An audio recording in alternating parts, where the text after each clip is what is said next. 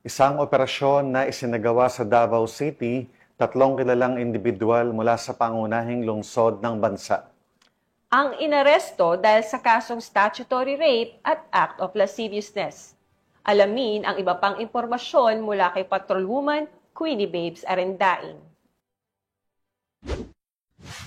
Arestado ang isang individual sa pati na sinasagawang Manhunt Charlie operation ng mga tauhan ng Baguio Police Station.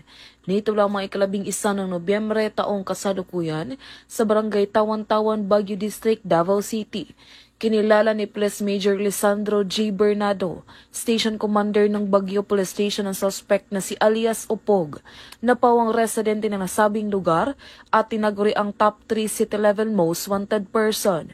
Ayon kay Police Major Bernardo, naaresto ang suspect sa bisa ng warrant of arrest na inihain ng pinagsamang tauhan ng Baguio Police Station, Criminal Investigation Detection Group 11 at Regional Intelligence Unit sa paglabag sa kasong 4 counts of statutory rape by sexual assault at act of lasciviousness na inisyo ng Regional Trial Court 11th Judicial Region Branch 12 Davao City na may nanakundang piyansa na nagkakahalagang 200,000 pesos kada bilang para sa statutory rape at 180,000 pesos naman para sa act of lasciviousness.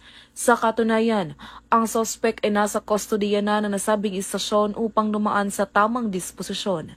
Samantala, patuloy naman ang pagsasagawa ng paghain ng mga operasyon ng tauhan ng Police Regional Office 11 sa pangunguna ni Police Brigadier General Joseph R. Argiles, Regional Director, upang hulihin ang lahat ng wanted person sa Riyon 11. Mula dito sa Police Regional Office 11, ako yung PNN Correspondent Patrolwoman Queenie Babes Arendain, alagad ng batas, taga-taguyod ng Balitang Pulis.